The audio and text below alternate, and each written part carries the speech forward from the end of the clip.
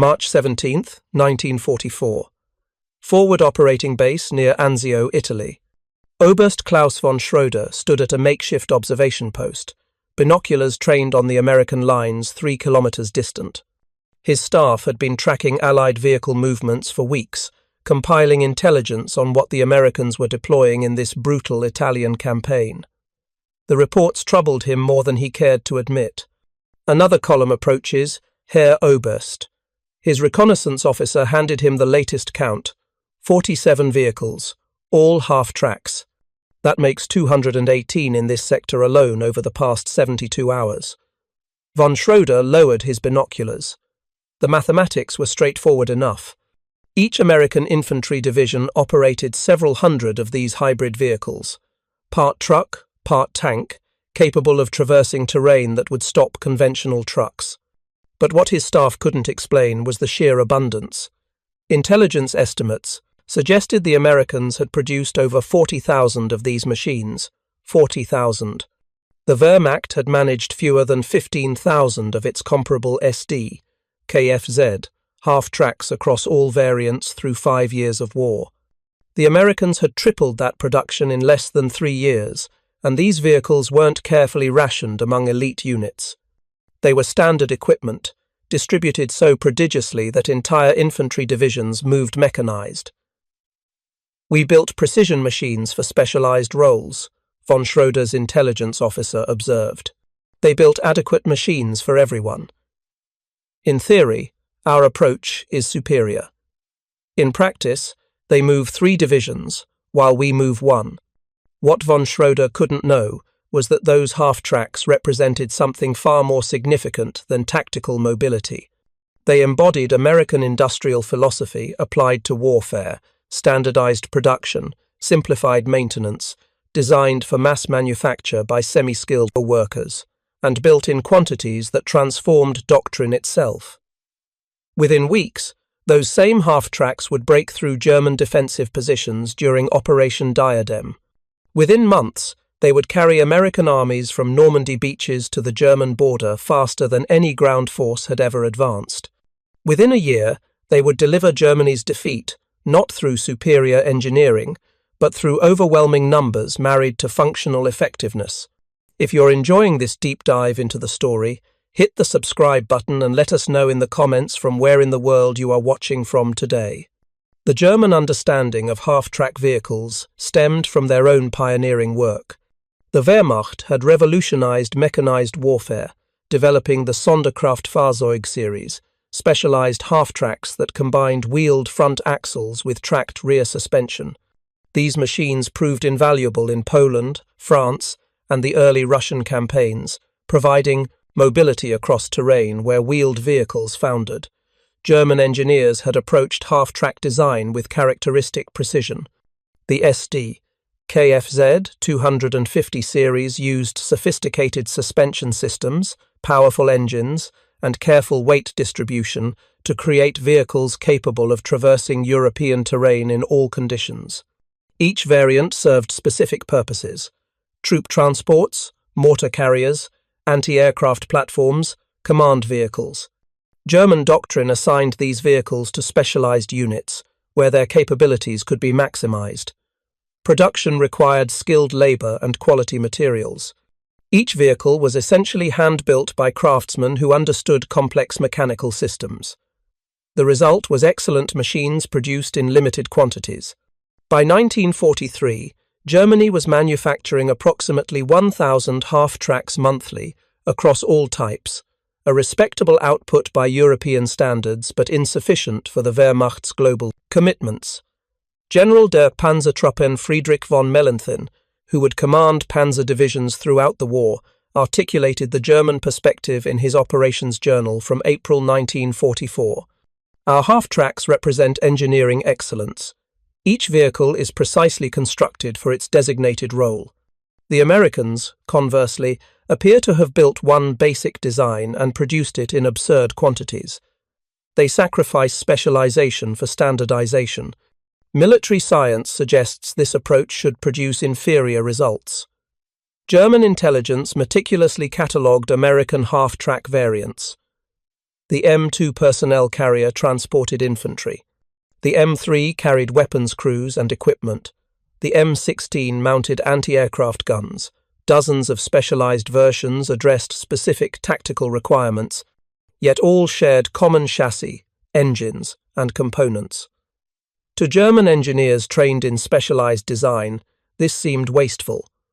Why use the same basic vehicle for roles requiring different capabilities? Why not optimize each variant for its specific purpose? The answer, which German observers initially missed, lay in manufacturing and maintenance efficiency rather than tactical optimization. American half-track production began in earnest in 1941, before Pearl Harbor forced American entry into the war. The War Department had observed European combat and concluded that mechanized infantry required tracked mobility to keep pace with armor. Wheeled trucks couldn't traverse mud, snow, or rough terrain that tanks crossed easily. Full-tracked vehicles consumed excessive fuel and required constant maintenance. Half-tracks offered a compromise. The specifications emphasized different priorities than German designs. Simplicity over sophistication, reliability over peak performance, manufacturability over optimization.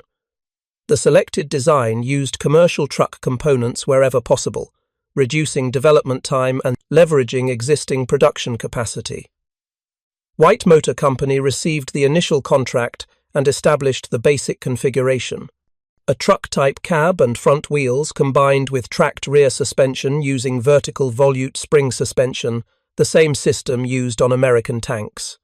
The engine was a commercial white 160AX, producing 147 horsepower. Not impressive by military standards, but proven reliable in civilian applications. What made the design revolutionary was its construction method. The hull used simple rolled steel plate welded or bolted together, requiring minimal specialized tooling. Assembly could be accomplished by workers with basic welding skills rather than master metal workers. Components were standardized across variants, meaning production lines could build different models using identical processes and parts. By late 1941, White Motor Company was producing 200 half-tracks monthly. Then the government expanded. Contracts, Autocar, Diamond T, and International Harvester received licenses to manufacture identical vehicles using the same blueprints and specifications. Every manufacturer built to exact standards, ensuring complete interchangeability. This parallel production approach stunned German industrial planners who obtained intelligence reports in early 1942. The Americans had taken a military vehicle and assigned it to commercial truck manufacturers who normally built delivery vehicles and cargo haulers. Those civilian factories, converted to military production, were achieving output that exceeded specialized German military vehicle plants. Lieutenant Colonel Hans Kessler, assigned to Wehrmacht Technical Intelligence, compiled a report in May 1942, analyzing American half-track production methods. The Americans violate established principles of military manufacturing. They use civilian factories staffed by semi-skilled workers, including women, to produce combat vehicles. Quality control appears minimal compared to our standards, yet production numbers are extraordinary. 4 manufacturers now producing nearly 800 units monthly combined, and intelligence suggests their expanding capacity. The expansion Kessler referenced was already underway. American factories operated multiple shifts, new production lines opened quarterly, worker training programs compressed months of apprenticeship into weeks of focused instruction.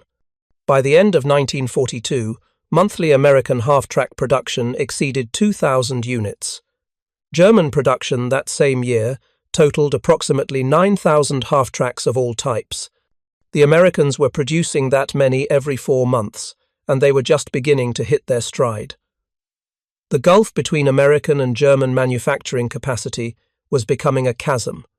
The first American half-tracks arrived in North Africa in late 1942, supporting Operation Torch, Wehrmacht forces, encountered them during early skirmishes in Tunisia. Initial German assessments were dismissive.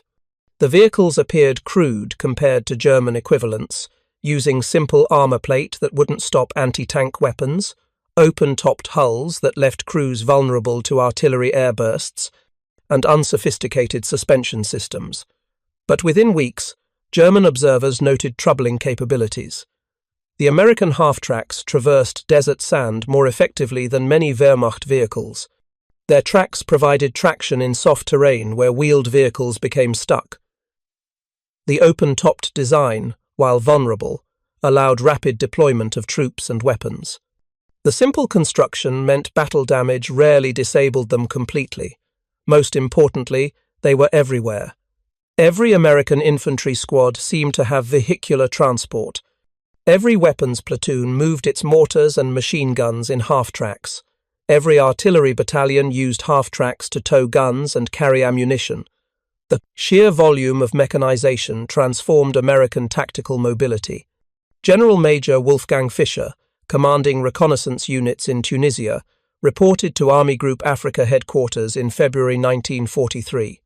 American infantry divisions move faster than our panzer divisions.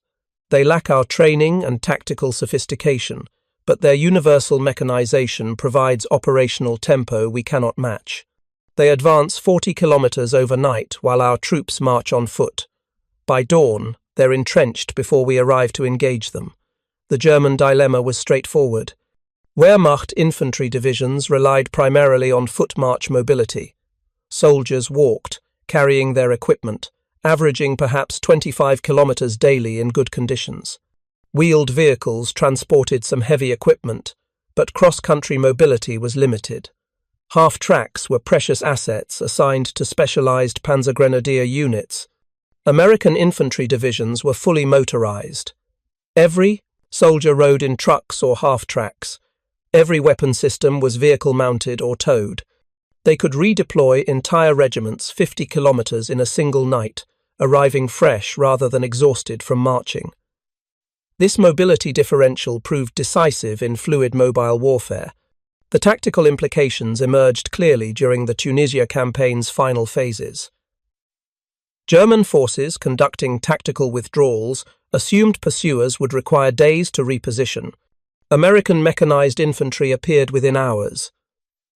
German attempts at counterattack foundered when American units redeployed faster than German staff officers could plan operations.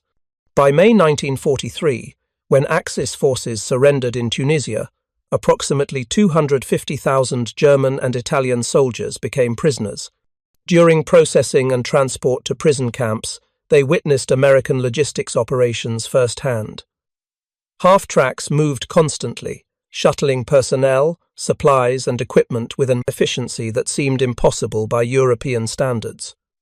One captured Wehrmacht transportation officer, Hauptmann Ernst Hoffmann, watched American vehicle operations at a staging area near Bizerte. His observations, recorded during prisoner interrogation, revealed growing understanding of American methods. They waste nothing, and they waste everything simultaneously. Vehicles run continuously with minimal maintenance intervals. Damaged vehicles are abandoned rather than repaired, yet somehow their operational vehicle count increases daily rather than decreases. They've created a system where losses are irrelevant because replacement exceeds attrition. This was the secret German logistics officers struggled to comprehend. Wehrmacht doctrine emphasized careful maintenance, resource conservation, and making existing equipment last. American doctrine emphasized continuous operation, acceptable losses, and overwhelming replacement capacity. German vehicles were maintained until they could, and no longer be repaired. American vehicles were operated until they broke, then replaced immediately. The prisoner journey from North Africa to camps in the United States continued the education. At every port, depot, and staging area, captured German soldiers observed American vehicle abundance. Thousands of half-tracks sat in motor pools awaiting deployment. Hundreds more arrived weekly from factories back in the States. The scale of production exceeded anything in German experience. At Camp Bowie, Texas, skilled German mechanics volunteered for motor pool duty. American commanders welcomed their expertise, needing every available worker for the vast maintenance operations required to keep thousands of vehicles operational. For the next 2 years, These mechanics worked alongside American soldiers, maintaining the equipment that was winning the war. The American approach to half-track maintenance defied German principles. Wehrmacht mechanics were trained to maintain vehicles to factory specifications using proper procedures and specialized tools. They documented every repair, followed detailed schedules, and treated each vehicle as a precision machine requiring expert care. American mechanics treated half-tracks as workhorses. They performed maintenance when vehicles broke or at fixed intervals, whichever came first. They used improvised tools when proper equipment wasn't available. They cannibalized parts from deadlined vehicles without excessive paperwork. Their goal wasn't perfect maintenance, but adequate functionality to keep maximum vehicles operational. Obergefreiter Franz Weber, a skilled mechanic from a panzer division, worked in the Camp Bowie motor pool for 18 months. His observations, recorded in letters home that were intercepted and copied by sensors, provided insight into German perceptions. The Americans maintain vehicles differently than we were taught. They accept damage we would consider requiring complete overhaul. They replace components we would repair. They violate every principle of proper maintenance, yet their vehicles keep running. I cannot explain this contradiction. The contradiction Weber identified wasn't really a contradiction at all. It was a different optimization. German maintenance aimed to maximize individual vehicle lifespan, keeping each machine operational as long as possible. American maintenance aimed to maximize fleet availability, keeping the highest number of vehicles operational at any given moment. German methods worked better with limited resources and production. American methods worked better with abundant production and replacement parts. In total war against an opponent with superior production capacity, American methods proved devastatingly effective. The half-track's design philosophy embodied this approach. Every major component was modular and replaceable. The engine, transmission, axles, and drivetrain could be swapped in hours using basic tools and unskilled labor. Armor plates bolted together rather than being welded, allowing battle damage repair without specialized equipment. Electrical systems used standardized commercial components available from any automotive supplier. Most significantly, White Motor Company had designed the vehicle, assuming it would be maintained by minimally trained personnel under field conditions. Every maintenance point was accessible. Every fluid check could be performed without tools. Every routine service was explained in manuals written for 6th grade reading levels with extensive illustrations. German mechanics examining these manuals found them almost insultingly simple. Wehrmacht technical documentation assumed readers possessed advanced mechanical knowledge. American manuals assumed readers might have never seen an engine before. The difference reflected fundamental assumptions about who would maintain equipment and under what conditions. By mid-1943, American half-track production had concessions to the law reached full capacity. 4 major manufacturers plus numerous subcontractors producing components were turning out over 2,500 vehicles monthly. Assembly lines operated 3 shifts daily. Welders who had never worked metal before the war were producing combat vehicles after 2 weeks of training. Young women whose brothers and fathers fought overseas assembled transmissions and installed engines.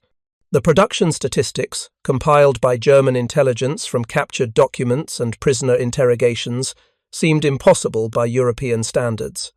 1943 American half-track production exceeded 30,000 units.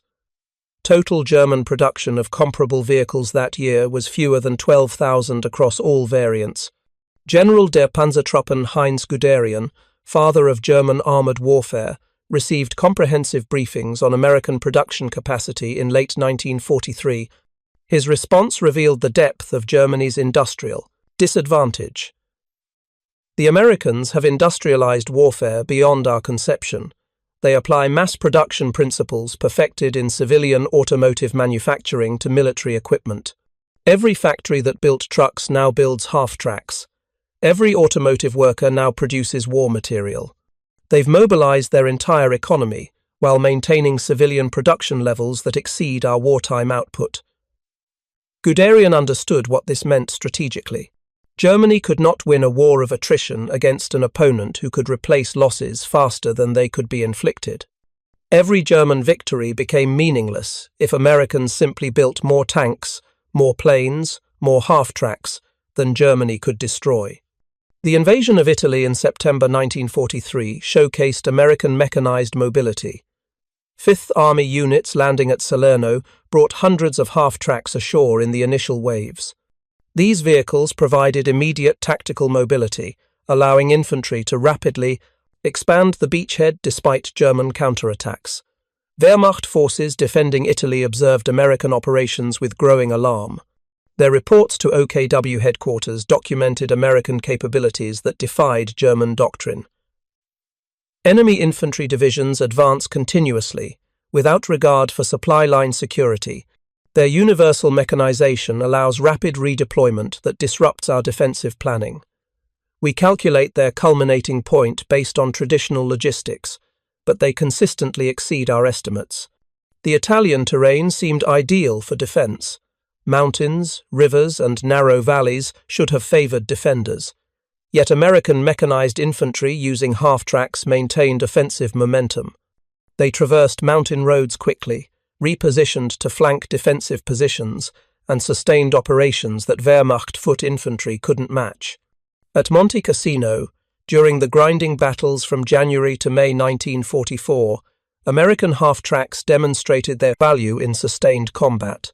They shuttled fresh troops forward, evacuated wounded, supplied forward positions, and provided mobile fire support. German defenders, dug into commanding positions, inflicted heavy casualties but couldn't halt American operations. Oberst Heinrich von Vietinghoff, commanding German 10th Army in Italy, summarized the challenge in a report to Kesselring in April 1944. We possess superior defensive positions and competent troops, yet cannot hold against American materiel superiority. Their half-tracks enable tactical flexibility we cannot match. They redeploy regiments in hours when our redeployments require days. They sustain operations through vehicle mobility that compensates for their tactical inexperience.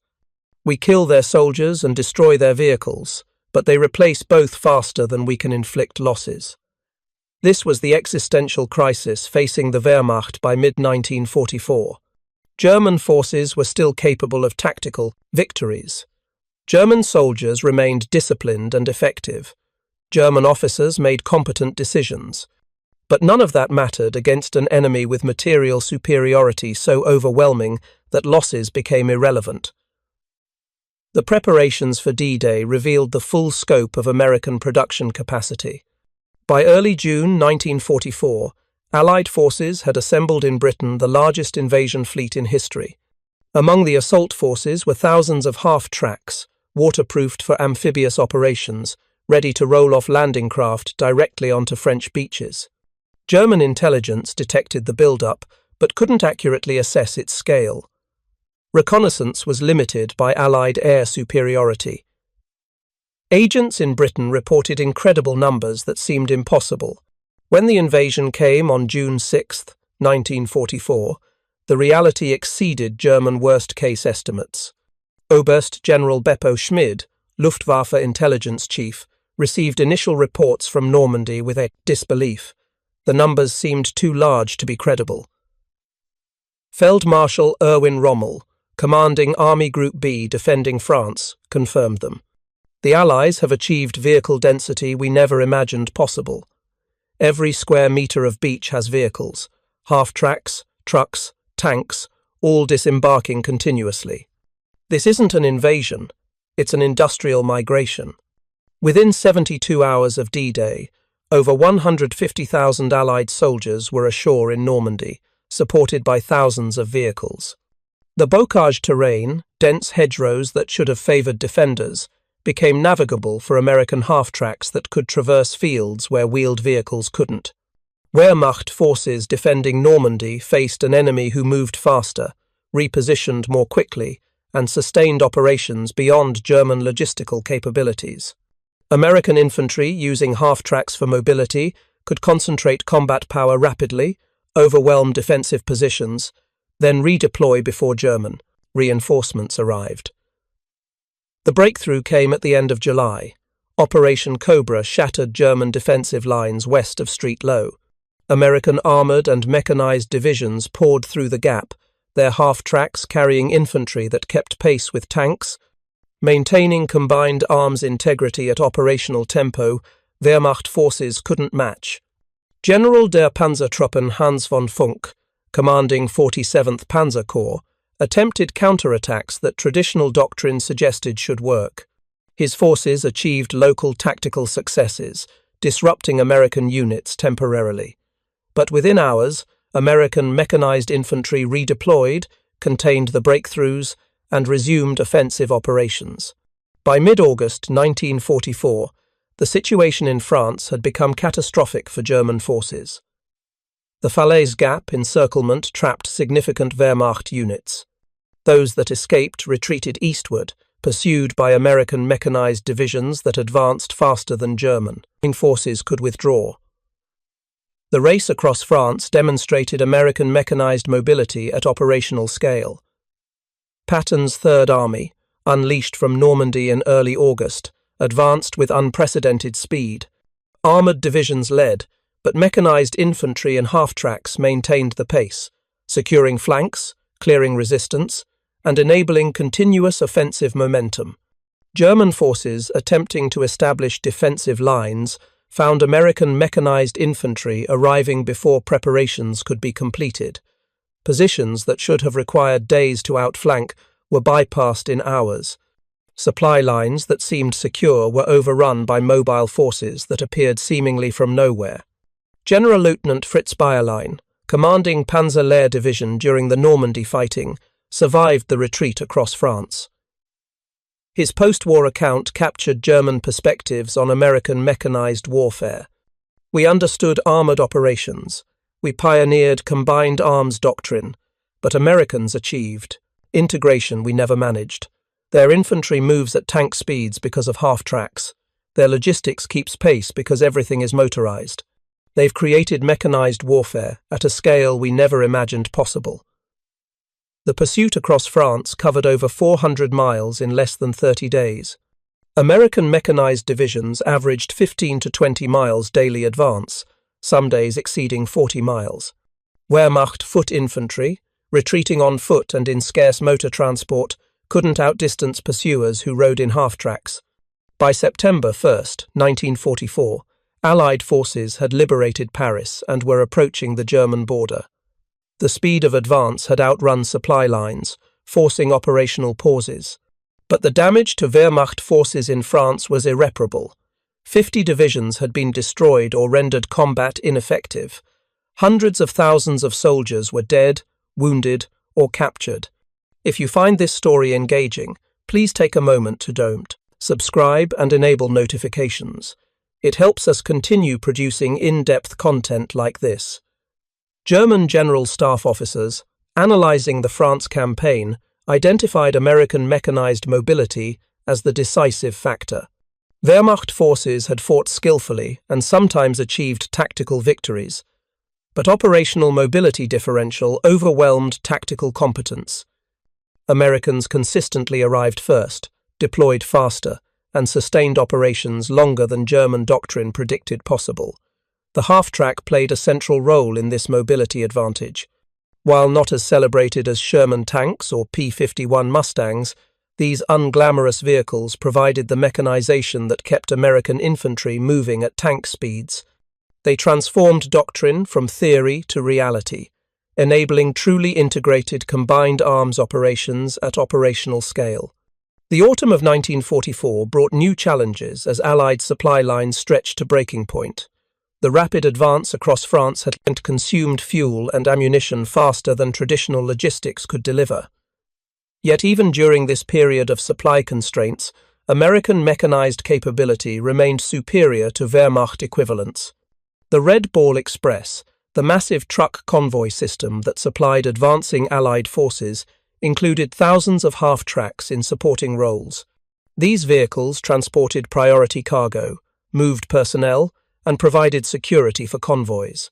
Their tracked mobility meant they could bypass damaged roads and continue operations when wheeled vehicles couldn't proceed. German intelligence observed these logistics operations with fascination and despair. General Major Rudolf von Gersdorf, intelligence chief for Army Group B, compiled reports on Allied supply methods. His conclusions, forwarded to OKW in October 1944, acknowledged realities German propaganda denied. The enemy operates a logistics system beyond our capacity to replicate. They move supplies with vehicle density that makes interdiction futile. Destroying one convoy accomplishes nothing when 10 more follow. Their half-tracks provide all-terrain capability that eliminates the terrain advantages we rely upon. They build roads where none exist, ford rivers without bridging equipment, and traverse mud that stops our wheeled transport. This assessment identified the half-track's crucial advantage. Wehrmacht logistics relied on roads and favorable terrain. Rain turned dirt roads to impassable mud. Snow blocked mountain passes. Rivers became barriers without intact bridges. German supply columns were confined to established routes that could be predicted and interdicted. American half-tracks operated cross-country. They traversed fields, forded streams, and negotiated terrain that channeled wheeled vehicles. This mobility made American logistics more flexible and resilient. Supply columns could bypass destroyed bridges, detour around ambushes, and maintain flow despite enemy action or terrain obstacles. The Battle of Hürtgen Forest, from September to December 1944, demonstrated both the half-track's capabilities and its limitations. The dense forest and broken terrain negated many advantages of mechanization. American forces suffered heavy casualties in grinding infantry combat that resembled Great War attrition. Yet even in this nightmare environment, half-tracks provided crucial support. They transported troops to forward positions through muddy forest tracks, impassable to wheeled vehicles. They evacuated, wounded, delivered ammunition, and provided mobile fire support. German forces defending Hürtgen lacked equivalent mechanization, relying on foot transport that proved inadequate in the miserable conditions. Oberst Gerhard Wilk, defending Aachen in October 1944, noted in his situation reports the disparity in mobility. Our troops are exhausted from carrying ammunition and supplies through mud. The Americans use half-tracks to maintain supply flow despite terrain conditions. Their soldiers arrive at combat positions fresh, while ours are spent from physical labor. This advantages them significantly in sustained operations. The German Ardennes offensive in December 1944, the Battle of the Bulge, represented Hitler's last major gamble in the West. The operation depended on capturing American fuel supplies, because German logistics couldn't sustain deep penetration. One of the operation's subsidiary goals was capturing American vehicles, particularly half-tracks, to supplement German mechanization. Obersturmbannführer Joachim Peiper, commanding 1st SS Panzer Division's Spearhead, captured significant American equipment during the initial breakthrough. His forces seized dozens of half-tracks and immediately pressed them into service. The captured vehicles proved more reliable than German equivalents in the brutal winter conditions. But the offensive foundered within days. American mechanized forces redeployed with speed that shocked German planners. Entire divisions moved over 100 miles in 48 hours, converging on the German penetration from multiple directions. Half-tracks carried infantry that established blocking positions, reinforced threatened sectors, and maintained cohesive defense despite initial surprise. The 101st Airborne Division's defense of Bastogne became legendary. Less celebrated was how mechanized forces relieved the encircled garrison. Patton's Third Army pivoted 90 degrees, moved over 100 miles through winter storms, and attacked German forces besieging Bastogne. This operational maneuver, accomplished in days rather than weeks, relied on mechanization that included thousands of half-tracks. German commanders attempting similar redeployments required weeks to move divisions comparable distances. Wehrmacht logistics, dependent on rail transport and limited motor vehicles, couldn't match American operational mobility. The Ardennes offensive, rather than achieving strategic surprise, demonstrated that American mechanization had created mobility advantages Germany couldn't overcome. General Feldmarschall Gerd von Rundstedt, nominal commander of German forces in the West, reportedly told his staff after the offensive failed that American mobility had made traditional defensive strategy obsolete. They redeploy faster than we can plan operations. Every tactical success becomes meaningless because they concentrate forces before we can exploit advantages. This isn't warfare as we understand it. It's industrial mobility applied to combat. The final months of the war in Europe saw Wehrmacht forces in continuous retreat on all fronts. Eastern Front disasters consumed the bulk of remaining German strength. In the West, Allied forces advanced steadily against crumbling resistance. Everywhere, American mechanized mobility overwhelmed German attempts at defense. The Rhine crossings in March 1945 showcased American engineering and mechanization working in concert. Half-tracks transported assault troops across river crossings engineers constructed under fire. Once bridgeheads were established, mechanized columns poured across, exploiting penetrations with speed that prevented German forces from establishing coherent defensive lines. Wehrmacht officers who had spent years studying military history recognized that operational tempo had changed permanently. Generaloberst Alfred Jodl, chief of OKW operations staff, observed in late March 1945 that American mechanization had revolutionized warfare as profoundly as railroads had in the previous century. The encirclement of the Ruhr pocket in April 1945 trapped over 300,000 German troops. The speed of encirclement, accomplished in days, reflected American mechanized mobility. Half-tracks carried infantry that maintained contact with retreating German forces, prevented breakout attempts, and compressed the pocket systematically. For German soldiers surrounded in the Ruhr, the sight of endless American half-tracks demonstrated the material disparity that had doomed their cause. These vehicles were everywhere, transporting troops, hauling supplies, evacuating wounded, providing fire support. They represented abundance that Wehrmacht soldiers couldn't comprehend after years of increasing scarcity. General Major Günther von Kluge, captured in the Ruhr encirclement, spent his captivity observing American logistics operations. His post-surrender interviews revealed how profoundly German officers' understanding had evolved. "We entered the war confident that German quality would overcome Allied quantity. We believed our superior training, better tactics, and technological sophistication would prove decisive." The half-track, seemingly insignificant, exposed the fallacy in our assumptions. They built adequate vehicles in overwhelming numbers. Adequacy multiplied by abundance. Defeated quality constrained by scarcity. The statistics supported von Kluge's assessment. By war's end, American industry had produced over 41,000 half-tracks of all variants. This total exceeded German production of comparable vehicles by more than 3-1. But the disparity was even more significant than raw numbers suggested. American half-tracks were standardized, using common components that simplified logistics and maintenance. German half-track production included dozens of variants, each with unique parts requirements. American vehicles could be maintained by minimally trained mechanics using basic tools. German vehicles required skilled specialists and proper equipment. American production ramped up rapidly from late 1941 through 1943, reaching peak output of over 2,500 vehicles monthly. German production, constrained by resource shortages and strategic bombing, never achieved comparable rates and declined steadily after 1943. Most significantly, American half-tracks were but one component of comprehensive mechanization. They operated alongside hundreds of thousands of trucks, jeeps, and specialized vehicles. German forces faced enemies who were completely motorized, while Wehrmacht units remained dependent on horses for logistics.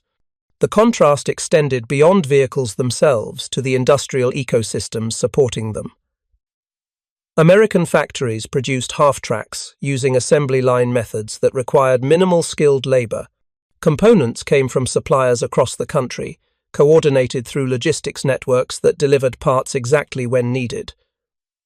German production relied on skilled craftsmen and was disrupted by Allied bombing. Factories couldn't obtain materials due to transportation breakdowns. Completed vehicles sometimes sat waiting for tires or engines because component production wasn't synchronized. The industrial system that had produced quality peacetime products proved inadequate for total war. As the war ended in May 1945, German industrial experts were brought to examine American production facilities. The tours were part of technical intelligence gathering, but also served educational purposes. Allied planners recognized that rebuilding Europe would require Germans to understand modern manufacturing methods. Ingenieur Dr. Hermann Schwarz, who had managed German military vehicle production, visited the White Motor Company plant in Cleveland in July 1945. His observations, recorded in trip reports, revealed how profoundly American methods differed from German approaches. This factory produces half-tracks at rates we considered impossible. The assembly line moves continuously. Workers, many of them women and older men, perform simple, repetitive tasks. No worker builds an entire vehicle or even a complete subassembly. Each installs specific components using standardized procedures. The system assumes workers are interchangeable and minimally skilled. Quality comes from process control rather than craftsman skill. This philosophical difference explains American production superiority. They designed manufacturing systems for the workers they had rather than the workers they wished they had. Schwarz identified the fundamental insight. German manufacturing emphasized skilled labor producing quality products. When war demanded quantity, the system couldn't adapt because skilled workers were in military service or couldn't be trained quickly enough. American manufacturing emphasized simple processes that semi-skilled workers could master rapidly. When war demanded quantity, factories hired whoever was available and trained them in days rather than years. The half-track exemplified this approach. Its design specified standard bolts, common components, and simple assembly procedures.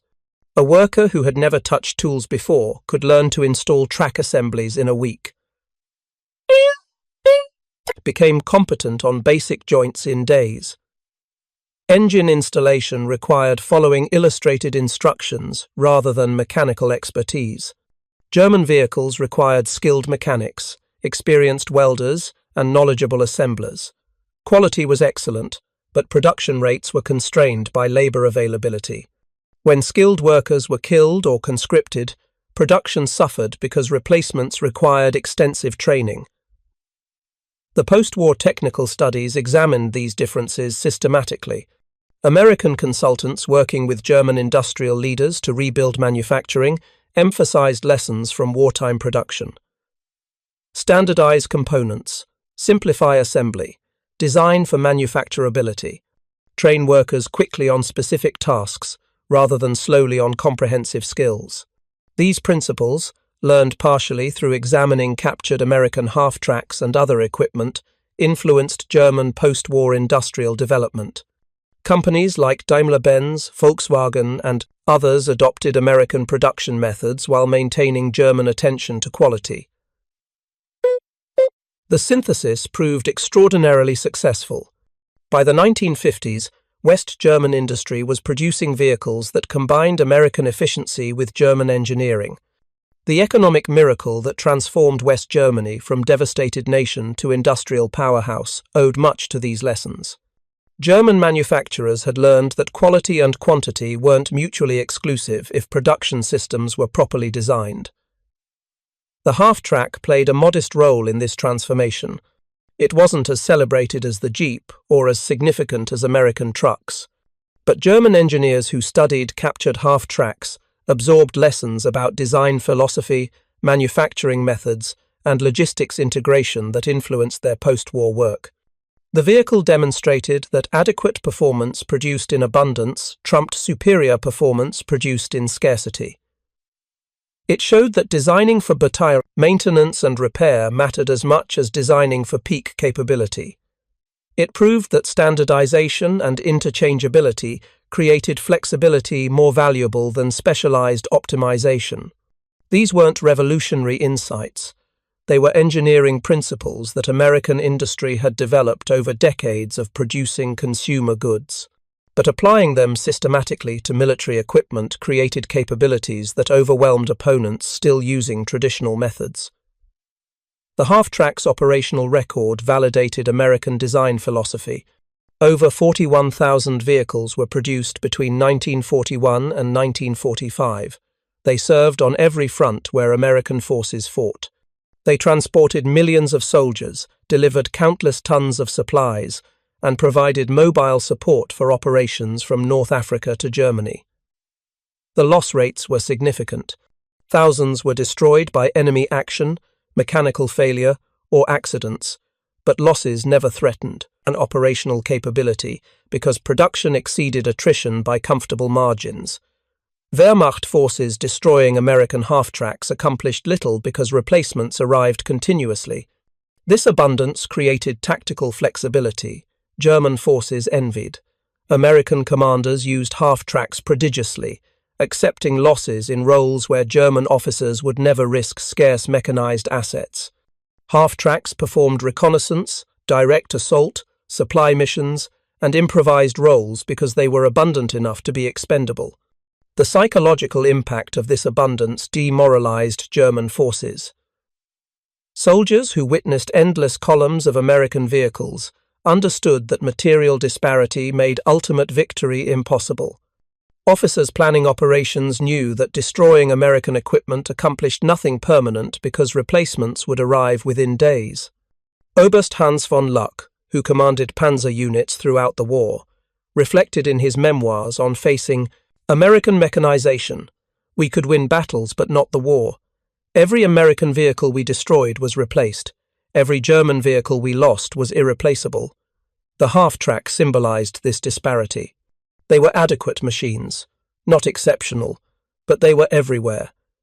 Ubiquity proved more decisive than excellence. The technical specifications of American half-tracks were unremarkable by German standards. The M2 and M3 variants used the White 160AX engine, producing 147 horsepower. The armor was thin, providing protection only against small arms and shell fragments. Maximum speed was 45 miles per hour on roads, much less cross-country. German SD. KFZ half-tracks often had more powerful engines, better suspension systems, and more sophisticated designs. But these advantages proved meaningless when Americans fielded 5 or 10 vehicles for every German equivalent. The Wehrmacht had better individual machines. The U.S. Army had better mechanization through sheer abundance. The maintenance requirements illustrated this difference clearly. German half-tracks required regular service by skilled mechanics using specialized tools. Maintenance schedules were demanding. Proper procedures were essential for vehicle longevity. This approach made sense with limited production and skilled personnel. American half-tracks were designed assuming maintenance would be performed by minimally trained soldiers under field conditions. Service intervals were straightforward. Procedures required only basic tools. When proper maintenance wasn't possible, vehicles ran until they broke, then were replaced. This approach made sense with abundant production and semi-skilled personnel. Neither approach was inherently superior. German methods produced better individual vehicle longevity. American methods produced better fleet availability. In sustained combat, fleet availability mattered more than individual vehicle life. American forces maintained higher percentages of vehicles operational despite rougher treatment because their system was designed for that reality. The half-track's role in American combined arms doctrine demonstrated how equipment and tactics co-evolved. Pre-war doctrine emphasized mechanized forces but lacked equipment to implement it. As half-tracks became available in quantity, doctrine adapted to leverage their capabilities. By mid-war, mechanized infantry doctrine was optimized for forces where every squad had vehicular transport. This created tactical flexibility Wehrmacht forces couldn't match. American infantry could dismount for combat, then remount and reposition rapidly. They could exploit success immediately, pursuing defeated enemies without pause. They could respond to threats by redeploying faster than opponents could concentrate forces. German infantry, predominantly foot-mobile, lacked this flexibility. Advances were limited by march speeds. Repositioning required hours or days that mechanized opponents didn't need. Pursuing defeated enemies was difficult when pursuers moved at walking pace. The mobility differential compounded over time, creating cumulative advantages that proved decisive. The half-track enabled American forces to sustain operations that exhausted less mechanized opponents. In Italy, France, and Germany, American units maintained offensive pressure continuously because mechanization reduced physical demands on infantry. German foot soldiers, already exhausted from marching, faced enemies who arrived at combat positions fresh from riding in vehicles. This advantage multiplied in adverse conditions. Rain, snow, and difficult terrain penalized foot infantry far more than mechanized forces. A soldier who marched 20 kilometers through mud carrying 60 pounds of equipment was combat ineffective upon arrival. A soldier who rode 20 kilometers in a half-track arrived ready to fight. Wehrmacht medical officers documented this disparity. German infantry casualties from exhaustion, exposure, and non-combat causes exceeded American rates significantly. Trench foot, frostbite, and fatigue-related illnesses reduced German combat effectiveness substantially. American mechanization, by reducing physical demands on soldiers, maintained combat readiness the Wehrmacht couldn't match. The logistical burden of maintaining mechanized forces seemed to support German skepticism about American methods. Each vehicle required fuel, maintenance, and spare parts. The supply chain needed to support 41,000 half-tracks plus hundreds of thousands of other vehicles was staggering. German officers initially assumed this logistical tale would prove unsustainable, but American industrial capacity created logistics abundance that made sustainability irrelevant. Fuel flowed in quantities that made consumption restrictions unnecessary. Spare parts arrived faster than they could be installed. Replacement vehicles delivered before disabled ones could be repaired. The logistics system, like the production system, operated through overwhelming abundance rather than careful conservation. This approach offended German military efficiency. Wehrmacht logistics emphasized careful husbandry of limited resources. Every liter of fuel was rationed, every spare part was tracked, every vehicle was maintained meticulously because replacements were scarce. This made sense within German resource constraints. American logistics emphasized maintaining operational tempo regardless of consumption. If operations required burning fuel prodigiously, fuel was provided. If tactics wore out vehicles quickly, replacements arrived. If maintenance was neglected in favor of continuous operations, new vehicles were substituted for worn ones. This made sense within American production abundance. Neither approach was inherently wasteful or efficient. They were optimized for different constraints. German methods maximized effectiveness with limited resources. American methods maximized operational tempo with abundant resources. In total war against an opponent with superior production, American methods proved more effective. The environmental impact of American mechanization was substantial. Thousands of half-tracks consumed millions of gallons of fuel. Worn-out vehicles were abandoned across Europe. Spare parts and components littered battlefields. From conservation perspective, the waste was enormous. From military effectiveness perspective, it was irrelevant because victory was achieved before resources were exhausted. German forces, conserving scarce resources carefully, lost to opponents who used resources prodigiously. This outcome challenged assumptions about military efficiency. The most resource-efficient force didn't win. The force with sufficient resources to sustain operations without efficiency concerns won. Industrial capacity proved more decisive than operational efficiency. The post-war disposition of American half-tracks illustrated this abundance. Thousands were declared surplus and sold for scrap or civilian use. Others were given to Allied nations rebuilding their militaries. Some were stored in depots for potential future use. The casual disposal of thousands of vehicles that had cost millions to produce shocked European observers accustomed to resource scarcity. This disposal reflected American abundance. The vehicles had served their purpose. Storing them was more expensive than building new ones if needed. Technology was advancing, making wartime designs obsolete. The economically rational decision was disposal rather than preservation. Only the most historically significant examples were retained for museums. German officers observing this disposal understood it symbolized the economic disparity that had determined the war's outcome. America could afford to treat thousands of military vehicles as disposable. Germany had struggled to produce comparable numbers in total. The economic foundations of military power weren't equal, making military outcomes inevitable. The half-track's influence on post-war military vehicle development was modest. Armies recognized that tracked vehicles provided superior mobility, but at high cost in maintenance and fuel consumption. The trend moved toward improved wheeled vehicles for most roles, with tracks reserved for specialized applications. Modern armored personnel carriers are predominantly wheeled, reflecting this evolution. But the half-track's influence on manufacturing philosophy and logistics integration was profound. The lessons about standardization, interchangeability, design for manufacturability, and maintenance by non-specialists influenced all subsequent military vehicle development. Modern military vehicles reflect these principles more than they reflect specific half-track design features. The American military's commitment to complete mechanization, demonstrated partially through half-track production and deployment, became doctrine that influenced all subsequent force structure decisions.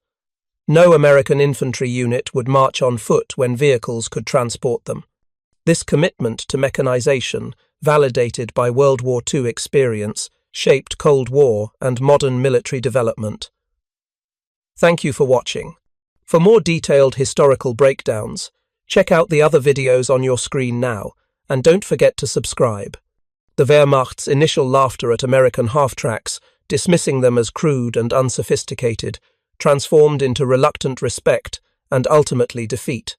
Those 41,000 vehicles, built by American industry and deployed with prodigious abundance, delivered Allied armies 500 miles from Normandy beaches to German borders in campaigning that shattered Wehrmacht resistance. The half-track wasn't exceptional. It was adequate, reliable, and most importantly, abundant. In mechanized warfare, adequacy multiplied by overwhelming numbers proved far more decisive than excellence constrained by scarcity. German engineers who had perfected sophisticated half-tracks, producing them in limited quantities, were defeated by American industrialists who built simpler vehicles in overwhelming abundance. The story of the half-track is ultimately a story about industrial warfare and the transformation of military power. Victory came not from better tactics, superior training, or more advanced technology alone, but from the ability to produce adequate equipment in quantities that overwhelmed opponents. The Wehrmacht learned this lesson too late, taught by 41,000 half-tracks that delivered armies faster and farther than military science had considered possible. German generals who had laughed at American logistics sat in prison camps, defeated by the mechanization they had dismissed. The half-tracks rolled on, delivering victory at 15 miles per hour across European roads, proving that in modern war, the side with more adequate vehicles beats the side with fewer excellent ones. This truth, written in dust and diesel fuel across France, Belgium, and Germany, reshaped military thought and industrial practice for generations. The American half-track stands as testament to manufacturing philosophy applied to warfare. It wasn't beautiful or sophisticated. It was functional, reliable, and abundant. In the calculus of total war, those qualities proved decisive. The Wehrmacht had laughed at these crude machines. Then those machines delivered the Allied armies that destroyed Nazi Germany, one 5-ton load at a time, 500 miles in 30 days, 41,000 strong, Unstoppable not through excellence but through overwhelming, relentless, industrial abundance.